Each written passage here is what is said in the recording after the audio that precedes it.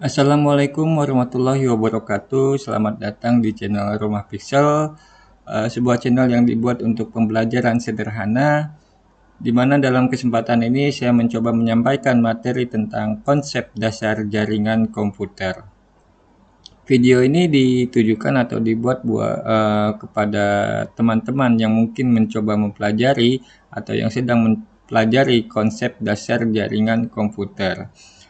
Sekaligus video ini juga ditujukan untuk anak didik saya atau anak didikku yang berada di tingkat SMK, khususnya di jurusan TKJ, yang juga sedang mempelajari materi-materi tentang jaringan komputer.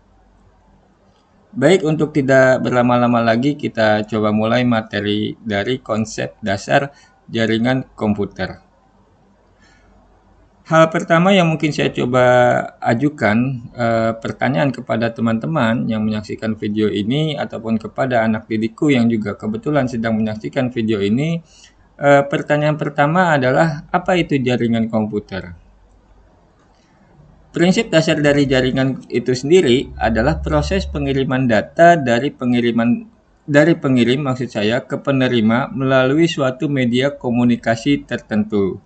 Saya ulang sedikit bahwa prinsip dasar dari jaringan adalah proses pengiriman data dari pengirim ke penerima melalui suatu media komunikasi tertentu. Bila kita coba flashback ke belakang, mungkin teman-teman sempat mengalami ketika mencoba menyampaikan sebuah informasi. Dulu ketika kita menyampaikan informasi, kita harus menuliskan pesan yang kita maksud ke dalam atau ke sebuah lembar kertas. Kertas inilah yang saya maksudkan dengan istilah atau namanya sebuah surat. Ketika pesan sudah kita tuliskan pada kertas tersebut dan suratnya kita coba titipkan pada jasa layanan kantor pos, maka selanjutnya kantor pos akan mencoba menyampaikan pesan yang kita maksud kepada seseorang yang akan menerima pesan kita. Nah, ketika pesan kita sudah diterima atau surat kita juga sudah diterima, maka sang penerima akan memahami apa yang dimaksud oleh pesan kita. Itulah konsep dari sebuah sistem komunikasi secara sederhana, ya. Nah, dalam dunia komputerisasi saat ini, yang kaitannya dengan materi prinsip dasar jaringan komputer, prinsipnya adalah sama, yaitu proses pengiriman data dari pengirim ke penerima melalui suatu media komunikasi tertentu. Bila dulu menggunakan metode surat atau tulis dalam sebuah kertas, maka kalau sekarang menggunakan teknologi yang namanya sebuah komputerisasi. Tujuan dibangunnya suatu jaringan komputer sendiri banyak ya, maksud saya tujuannya. Namun dalam hal ini ada 5 hal yang saya akan coba sampaikan. Yang pertama dari tujuan dibangunnya suatu jaringan komputer adalah menciptakan komunikasi yang efisien.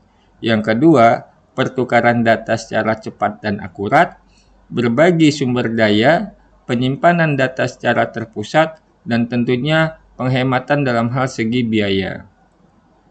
Sekali lagi yang tadi disampaikan contohnya misalkan dalam hal pengiriman informasi melalui sederhana dalam bentuk surat, ya.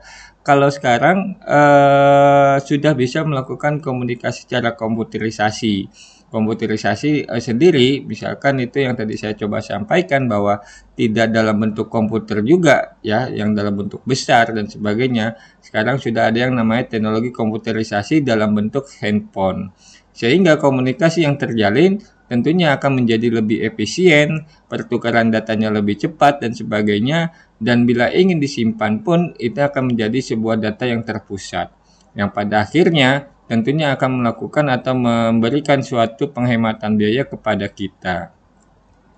Kembali kepada pertanyaan pertama, jadi apa itu jaringan komputer? Sebenarnya teman-teman bisa mencari ya referensi tentang definisi atau pengertian jaringan komputer di Google ataupun di buku ataupun di referensi yang lainnya ya. Hanya saja dalam hal ini yang saya maksudkan itu adalah jaringan komputer merupakan gabungan antara teknologi komputer dan teknologi telekomunikasi. Nah, saya ulang sedikit, ini adalah gabungan teknologi komputer dan teknologi telekomunikasi. Teknologi komputer itu dalam hal ini dikaitkan dengan perangkat kerasnya.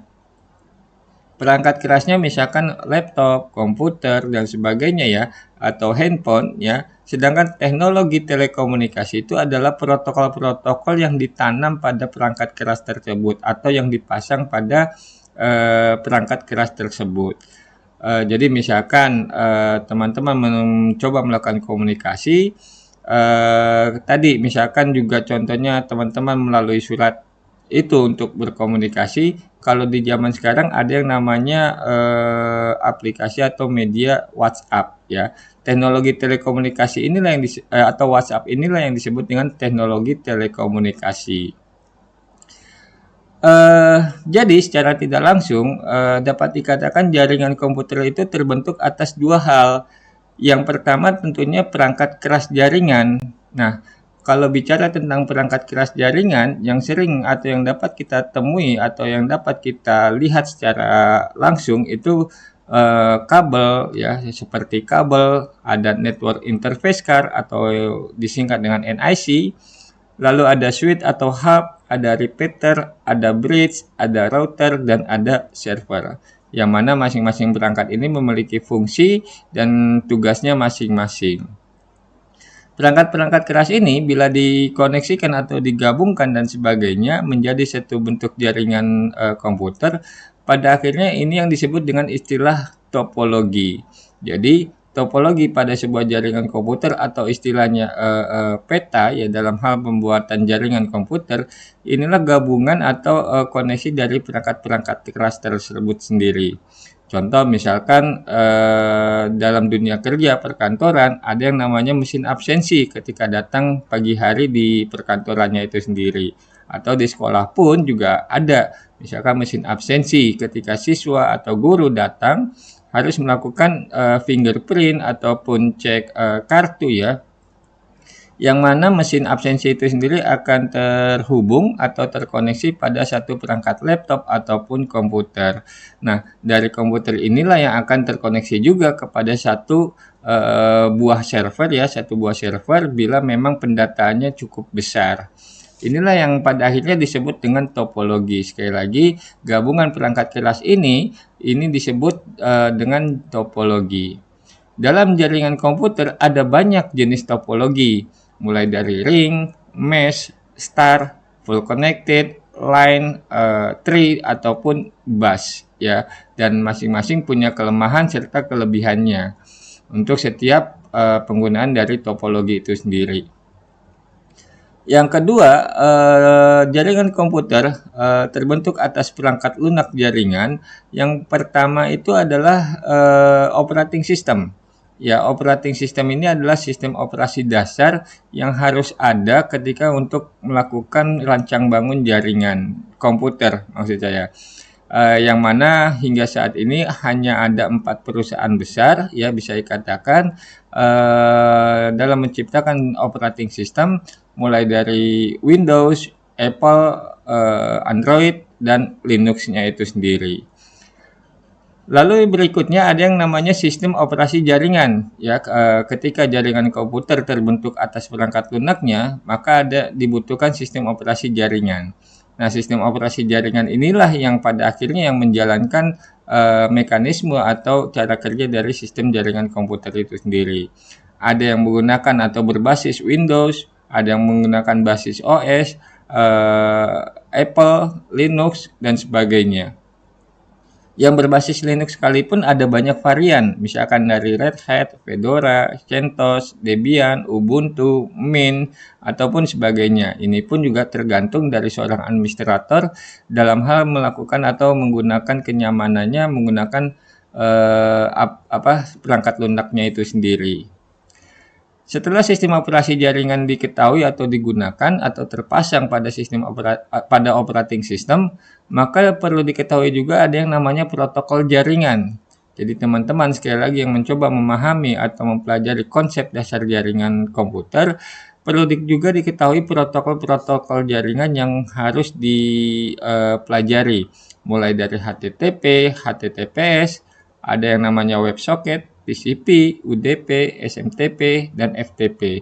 yang mana masing-masing protokol ini memiliki fungsi dan kegunaannya sesuai dengan kebutuhannya masing-masing. Contoh misalkan teman-teman bisa lihat di sini seperti contoh atau logo email ya, menggunakan email, maka email itu sendiri menerapkan protokol dari TCP/IP ya. Selanjutnya setelah protokol jaringan, maka diperlukan ada yang namanya program aplikasi. Nah, program aplikasi ini contohnya misalkan teman-teman mencoba membeli satu bentuk barang ya pada sebuah website ya e-commerce ya. Tentunya pada akhirnya teman-teman memilih barangnya itu sendiri, melakukan pembayaran, pemesanan dan sebagainya hingga barang itu tiba pada kita sendiri. Program itu sendiri yang disebut dengan program aplikasi yang dipasang atau ditanam pada sistem jaringan komputer. Atau contoh lainnya misalkan teman-teman mencoba untuk berpergian ke satu lokasi, ke satu titik, tentunya menggunakan aplikasi yang mungkin saat ini dikenal dengan atau diketahui seperti Grab atau Gojek ya. Nah, program aplikasi inilah yang disebut atau ditanam pada sistem jaringan komputernya itu sendiri. Program aplikasi tentunya memiliki divisi yang berbeda dari jaringan komputer. Kalau program aplikasi itu tentunya dari teman-teman yang mempelajari programming ya, bahasa-bahasa programming yang hingga pada akhirnya menciptakan sebuah aplikasi. Nah, yang terakhir ketika bicara jaringan komputer melihat dari sudut pandang perangkat lunaknya, maka diperlukan ada yang namanya internet sharing. Nah, internet sharing inilah yang bisa dikatakan sebagai pihak ketiga atau penjembatan antara pihak satu dan pihak kedua dalam hal melakukan komunikasi. Nah, yang di Indonesia kita juga bisa melihat seperti IndiHome, lalu ada Telkom ya, provider yang sering kita gunakan juga, lalu ada Indosat, ada Smartfren dan sebagainya. Jadi ada dua hal ketika bicara jaringan komputer terbentuk atas perangkat keras dan perangkat lunak jaringan. Nah, bicara tentang ruang lingkupnya, luas jaringan secara geografis, bila kita melihat secara sudut pandang geografis, itu terbagi menjadi tiga. Yang pertama, local area network, metropolitan area network, lalu ada wide area network. Dicontohkan misalkan pada gambar ini local area network, teman-teman bisa melihat sebuah jaringan komputerisasi berada dalam satu titik gedung yang sama ya, artinya lokal, satu gedung lokal itu sendiri. Inilah yang disebut dengan local area network. Jadi hanya satu titik khusus jaringan itu berjalan. Sedangkan metropolitan area network, disinilah yang bisa dikatakan ISP atau Internet Service Provider yang tadi coba disampaikan, internet sharingnya berperan dalam hal menjembatani komunikasi antara satu kota ya, satu kota dengan kota yang lainnya. ISP inilah yang akan mencoba menyampaikan pesan-pesan tersebut. Bisa dilihat pada gambar ini, ISP-nya berada pada satu router sehingga semua routernya terkoneksi pada ISP-nya itu sendiri. Nah, yang terakhir, bila melihat dari atau secara geografis, luas jaringan itu ada yang namanya wide area network. Nah, namanya juga wide itu berarti luas, maka kalau bicara wide area network itu misalkan dari satu negara ya atau satu benua, maka diperlukan satu teknologi yang lebih canggih atau yang lebih tinggi yang saat ini sering kita kenal dengan istilah satelit.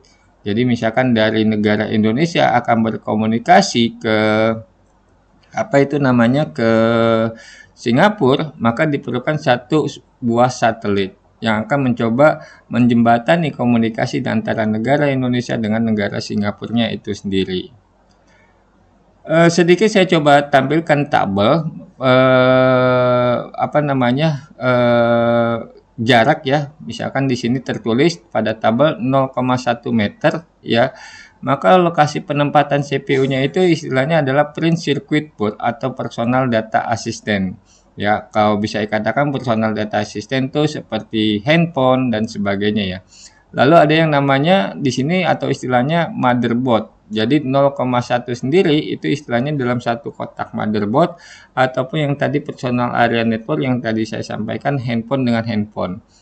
Mungkin teman-teman dulu pernah mengalami ketika mencoba mengirim data sebelum ada yang namanya teknologi tethering dan sebagainya. Teman-teman pernah mengalami ada yang istilahnya teknologi Bluetooth. Ya, ketika menyampaikan informasi atau menyebarkan sebuah data menggunakan teknologi Bluetooth, maka satu perangkat handphone yang pertama, maksud saya dengan handphone yang kedua itu harus didekatkan. Teknologi Bluetooth sendiri menggunakan teknologi inframerah gitu ya. Nah, inilah yang dimaksud dengan jaringan dengan jarak 0,1 meter, istilahnya dengan personal area network. Pada tabel ini bisa dilihat paling jauh itu adalah 100 juta meter atau sama dengan 100.000 kilometer, yang bisa dikatakan istilahnya Earth Moon System atau sistem bumi dan bulan. Ini hanya sebatas istilah aja untuk mudah dalam hal pemahaman, jaraknya cukup jauh, yang pada akhirnya dalam sistem jaringan komputer disebut dengan istilah Wide Area Network. Bila teman-teman coba memperhatikan dengan teliti bahwa pada tabel yang saya coba tampilkan di sini, ini hanya ada LAN dan hanya ada WAN. Walaupun sebelumnya sudah saya sampaikan ada yang namanya metropolitan, ya, 3 cakupan, ya, local area network, metropolitan area network, lalu ada wide area network. Namun dalam tabel ini hanya ada LAN dan WAN. Jadi bisa dikatakan prinsipnya dalam sistem jaringan komputer itu hanya ada LAN dan WAN. Lalu kemana metropolitan area network? Apakah tidak dipakai? Tetap dipakai. Artinya ini melihat dari sudut pandang yang berbeda. Apa maksudnya? Penggunaan jaringan komputernya melihat dari sudut pandang media transmisi yang digunakan dan menggunakan teknologi yang digunakan. Contoh, misalkan tadi mencoba mengirimkan dari satu negara ke Indonesia ke Singapura. Misalkan juga dari Jakarta mau coba ngirim informasinya ke Bali, ya. Nah, dari Jakarta ke Bali ini sendiri, ini jatuhnya bisa dikatakan atau bisa masuk ke dalam kategori WAN. Kenapa? Karena menggunakan atau menerapkan atau juga bisa melihat dari sudut pandang teknologi transmisi dan teknologi yang digunakan. Walaupun teman-teman duduk berdampingan, ya, tapi mengirim email menggunakan Gmail, maka itu bisa dikatakan teknologi WAN karena menggunakan teknologi yang berbeda dan transmisi yang berbeda. Jadi bisa dikatakan sistemnya atau secara tidak langsung jaringan itu hanya ada 2, LAN dan WAN. Tergantung juga melihat dari sudut pandangnya secara geografis atau secara teknologi yang digunakan dan secara transmisi yang digunakan. Bicara tentang sistem jaringan atau jaringan komputer, tentunya tidak lepas dengan yang namanya istilah atau standar OSI layer. OSI layer itu sendiri adalah suatu standar komunikasi antar mesin, ya, yang terdiri dari 7 lapisan, ya. Sekali lagi disampaikan bahwa OSI itu sendiri adalah suatu standar komunikasi antar mesin yang terdiri dari 7 lapisan. Mulai dari fisikal, data link, network, transport, session, dan presentasi. Umumnya saya menyampaikan kepada anak didik saya bahwa kita selaku manusia, ya, hanya bisa atau memahami sampai tingkatan level 4 saja. Apa itu transport? Maksudnya gimana? Bicara tentang layer fisik, ini seperti yang tadi sudah disampaikan, ada kabel, ada switch, ada router. Ini adalah perangkat-perangkat yang dapat kita temui atau kita rasakan langsung.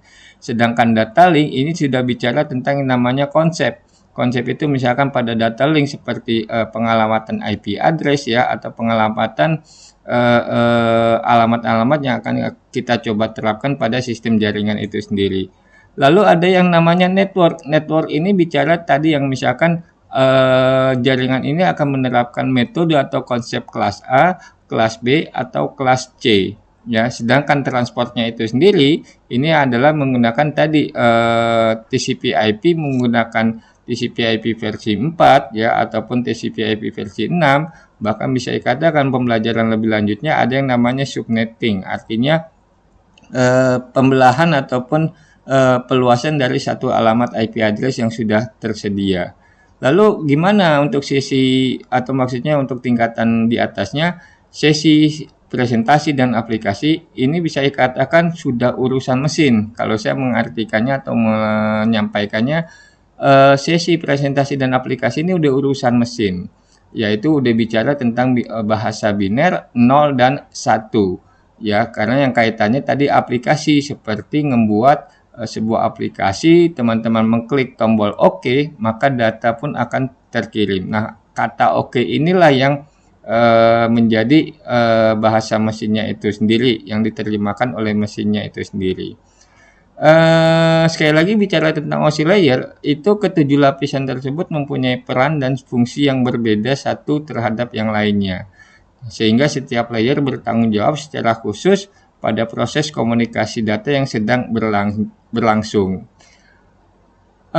Protokol TCP/IP, setelah kita bicara tentang OSI layer, lalu ada yang namanya protokol TCP/IP. Pengalamatan jaringan, saya ulang, pengalamatan jaringan tidak seperti physical address yang melebur ke dalam hardware manapun. Maksudnya ini kita bicara tentang istilah MAC address, MIC address atau MIC address. Misalkan gini, teman-teman pernah mencoba atau membeli sebuah perangkat, misalkan stick ya, maksud saya stick game ya, untuk dipasang di laptop untuk bermain game ya. Bila dulu ketika membeli satu perangkat dan mencoba dipasang pada satu komputerisasi, maka diperlukan yang namanya istilah driver. Teman-teman harus pasang atau install dulu, kadang berhasil, kadang enggak. Kalau di sekarang tidak. Teman-teman tinggal beli perangkatnya, tinggal dicolokkan, maka komputerisasi akan secara otomatis sudah bisa mengenali ini perangkatnya apa, jenisnya apa, mereknya apa, tipenya apa, kodenya apa, dan sebagainya. Nah, jadi bisa dikatakan ketika bicara jaringan komputer, pengalamatan jaringan itu diberikan oleh administrator jaringan dan secara logika dikonfigurasikan ke dalam ke dalam perangkat jaringannya itu sendiri, seperti pada switch, seperti pada router, seperti pada perangkat WiFi lainnya, atau misalkan seperti pada apa itu namanya CCTV ataupun kepada perangkat MCU ya, untuk konfigurasi secara pemrogramannya itu sendiri, penerapannya penggunaan IoT. Nah, jadi sekali lagi pengalamatan jaringan pada konsep dasar jaringan komputer tidak seperti physical addresses yang melebur ke dalam hardware. Hal ini harus dilakukan oleh seorang administrator jaringan yang selanjutnya dikonfigurasikan atau dipasang ke dalam perangkat jaringannya itu sendiri. Bicara juga tentang protokol TCP/IP, itu ada dua tipe ataupun dua tipe ya istilahnya. Yang pertama TCP/IP versi 4, lalu ada TCP/IP versi 6. Nah, TCP/IP versi 6 ini merupakan peluasan dari TCP/IP versi 4, yaitu menggunakan heksadesimal ataupun tadi ya, oktetnya sudah beda panjang gitu, 8 ya. Nah, sedangkan TCP/IP versi 4 sendiri ada yang namanya atau dipisahkan menjadi kelas. Ada kelas A, B, kelas C, kelas D, dan kelas E. Untuk kelas A sendiri, range atau batasan atau cakupan jaringannya itu dimulai dari jaringan 1 sampai dengan jaringan 126. Lalu ada kelas B, batasan cakupannya dari 128 sampai dengan 191. Kelas C, batasan jaringannya dari 192 sampai dengan alamat 223. Lalu kelas D ada 224 hingga 247, dan yang terakhir ada kelas E, jaringannya dari 248 sampai dengan 255. Bila diperhatikan pada pengalamatan kelas TCP/IP versi 4 ini, Perhatikan pada kelas A dan kelas B. Pada kelas A itu dimulai dari jaringan 1 sampai dengan jaringan 126. Sedangkan tiba-tiba di kelas B dimulai dari 128 sampai dengan 191. Hingga muncul sebuah pertanyaan, kemana alamat 127? Sedangkan di kelas C sendiri maksud saya, ini adalah lanjutan dari kelas B. Jadi mungkin bisa jadi sebuah pertanyaan, kemana alamat 127? Nah, alamat 127 nanti akan dijelaskan pada slide berikutnya.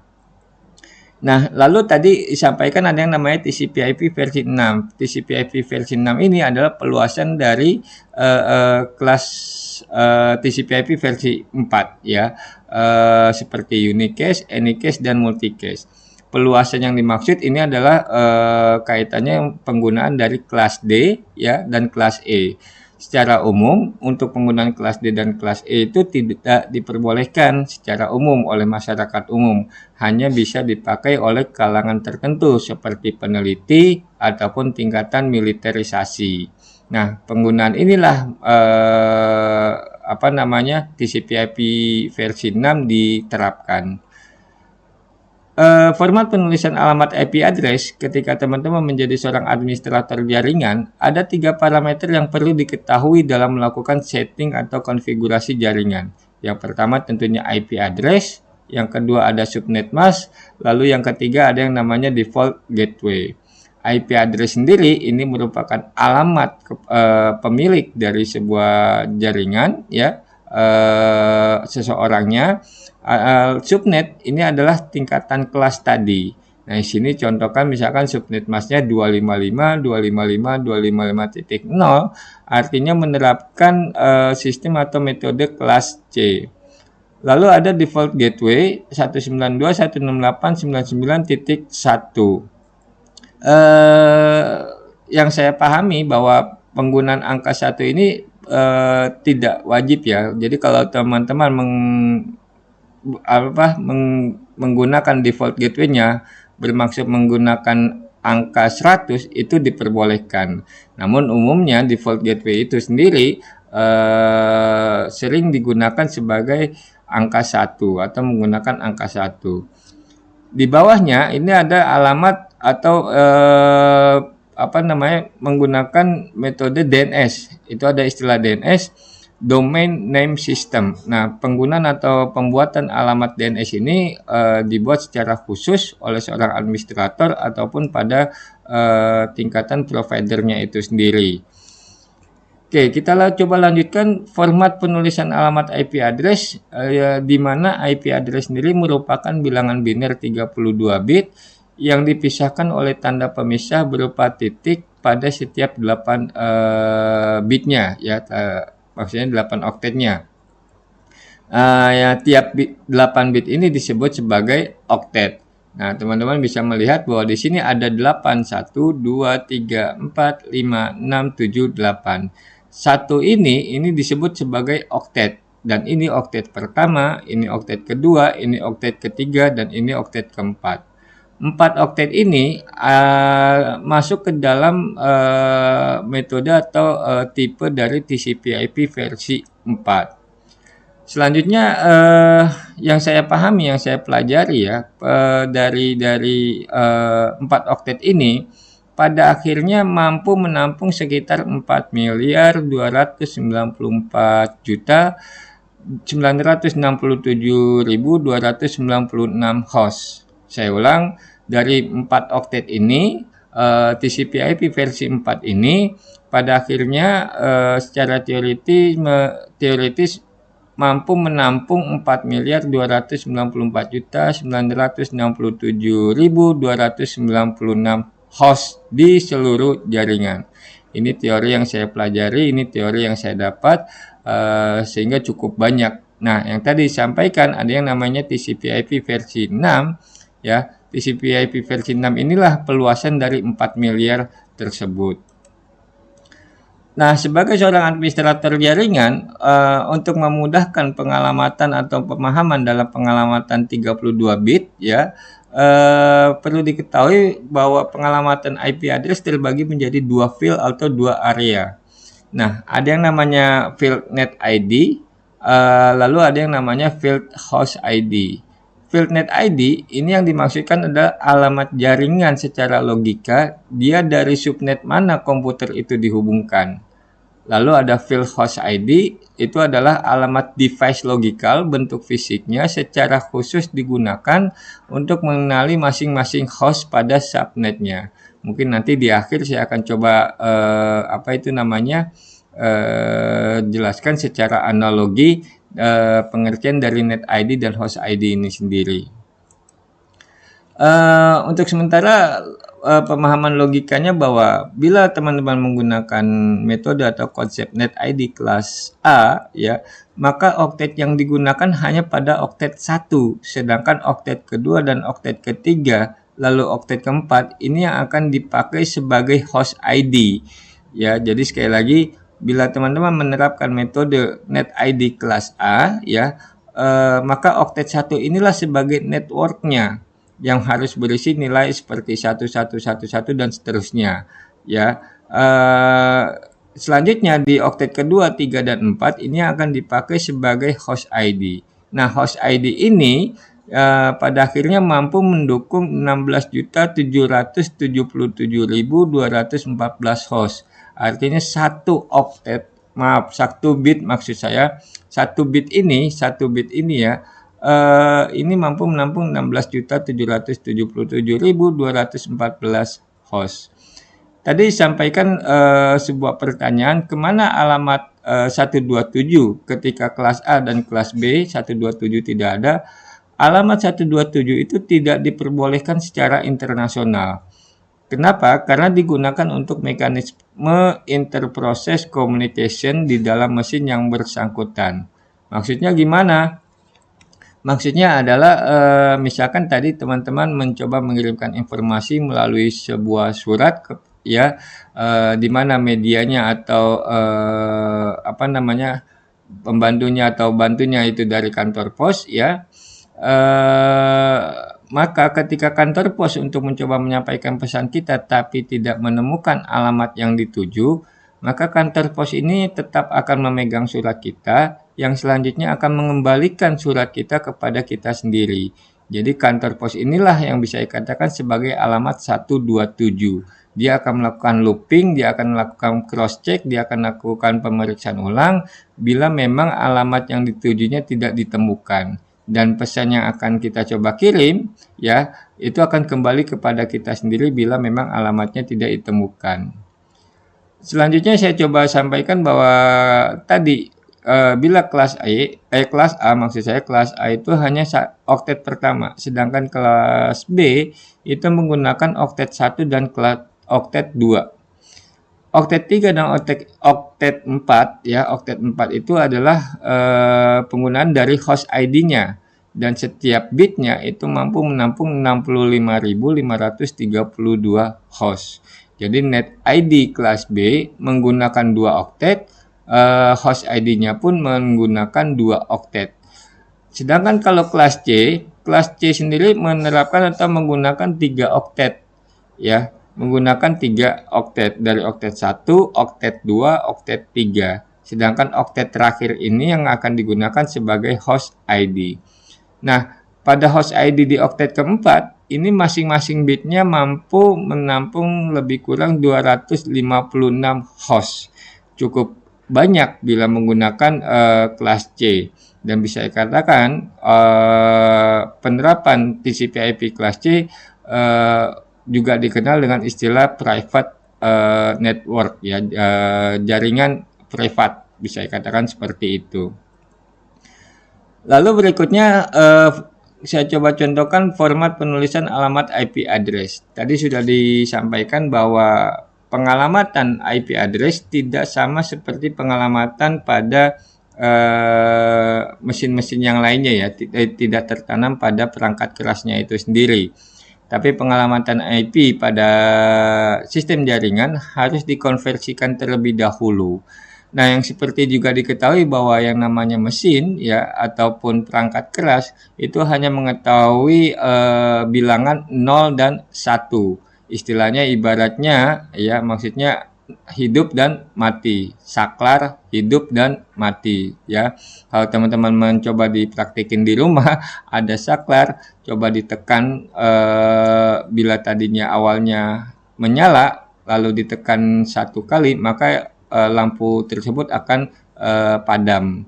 Inilah pada sistem mesin atau biner. Pada sistem pengalamatan jaringan dicontohkan di sini ada 110000 yang artinya bilangan biner dan dikonversikan ke bilangan desimal menjadi nilai 192. Lalu ada berikutnya di oktet kedua ada 10101000 dan bila dikonversikan ke dalam bahasa desimal menjadi bilangan atau angka 168. Begitupun seterusnya hingga di oktet keempat. Jadi penulisan IP address pada TCP/IP versi 4 lebih kurang seperti ini, 192.168.99.9. Akan berbeda ketika menggunakan versi 6. Versi 6 mendapat atau menggunakan 8 oktet dan penulisannya atau penerapannya konversinya sampai dengan heksadesimal. Untuk pembicaraan atau pembahasan heksadesimal akan ada materi-materi berikutnya. Sebagai seorang administrator jaringan, teman-teman perlu juga mengetahui aturan dasarnya. Yang pertama, sekali lagi disampaikan bahwa alamat network 127 itu tidak boleh digunakan. Sekali lagi disampaikan, alamat 127 dipakai untuk loopback ya, dari IP address yang digunakan untuk menunjuk dirinya sendiri ya. Dan network ID atau host ID ini tidak boleh sama dengan nilainya 255. Ya, tidak boleh semuanya terisi 111 karena nanti akan mempengaruhi sistem komputerisasi. Dia berada di jaringan kelas A, kelas B, atau kelas C. Yang berikutnya, aturan dasar format penulisan alamat IP address, network ID dan host ID tidak boleh 0. Ya jelas tentu saja bahwa alamat itu tidak boleh 0. Istilahnya bagaimana ceritanya seorang petugas kantor pos akan mengirimkan surat bila nama penerimanya belum tercantum pada suratnya itu sendiri ya, tidak akan diketahui 0 gitu kan. Itu maka pesan tidak akan bisa terkirim. Ataupun seperti tadi disampaikan bahwa penerimanya itu sudah pindah ataupun tidak ada, maka itu tidak akan bisa tersampaikan pesan yang dimaksud. Jadi sekali lagi network ID dan host ID itu tidak boleh 0. Yang terakhir, aturan dasar dari format penulisan alamat IP address adalah host ID harus unik dalam satu network. Host ID harus unik dalam satu network. Dalam satu jaringan, artinya tidak boleh ada 2 host yang memiliki host ID yang sama. Istilahnya misalkan dari seseorang ya, dari seseorang memiliki nomor KTP di sebuah kelurahan misalkan 001, maka walaupun namanya sama, dari satu kelurahan ada nama yang sama ya, maka alamat KTP-nya, nomor KTP-nya tidak mungkin sama, pasti akan berbeda. Ya, begitupun juga pada penulisan alamat IP address. Host ID harus unik dalam satu network ataupun dalam satu jaringan. Mungkin saya akan coba contohkan atau analogikan penerapan IP address dalam hal kehidupan ya, yang sering kita coba lihat ya. Misalkan di sini ada alamat IP address 192.168.99.9. Jadi ada 192.168.99.9 di mana angka 9 ini kita anggap adalah warga ya. Angka 9 ini kita anggap sebagai warga dengan nomor 9 dan warga nomor 9 ini berada tingkat RT 99. Jadi warga 9 ini tinggal di RT 99. Yang selanjutnya RT 99 berada pada ruang lingkup RW 168. Nah, pada RW 168 bila bicara tatanan kota, maka di atas RW tentunya ada kelurahan. Nah, kelurahan inilah yang memiliki kode 192. Ketika warga 9 ini mencoba berkomunikasi kepada temannya atau seseorang yang dimaksud ya, kebetulan orang yang dimaksud berada pada kelurahan yang sama, yaitu alamatnya 192. Lalu, kebetulan juga pada RW yang sama ya, kebetulan juga pada RT yang sama ya, maka, bertemulah atau komunikasi itu bisa terjalin pada warga nomor 28. Jadi warga nomor 28 berada pada RT yang sama, RW yang sama, kelurahan yang sama, maka komunikasi bisa terjalin atau bisa terlaksana. Dapat disimpulkan juga bahwa untuk komunikasi ini harus memiliki network ID yang sama. Tadi disampaikan ya, network ID-nya itu harus sama mulai dari kelurahannya, RW-nya sampai dengan RT-nya ini harus sama gitu ya. Sedangkan untuk alamat host ID-nya ini harus berbeda. Warga nomor 9 ya akan berkomunikasi dengan warga nomor 28 ya. Ini networknya harus sama. Bagaimana bila network RW-nya atau RT-nya berbeda, maka dibutuhkan atau perangkat baru dan konfigurasi pengalamatan baru. Inilah yang pada akhirnya analogi IP address dalam hal contohnya di kehidupan nyata. Saya rasa demikian video dari konsep dasar jaringan yang bisa saya sampaikan. Mohon maaf bila ada kesalahan dalam hal penyampaian materi. Sekali lagi kiranya memang bila video ini bermanfaat, kira-kira teman-teman bisa menekan tombol subscribe, menginformasikan video ini pada yang lain untuk membantu pengembangan dari channel Rumah Pixel ini. Sekali lagi saya sampaikan video ini, terima kasih atas simaknya. Saya akhiri, wassalamualaikum warahmatullahi wabarakatuh.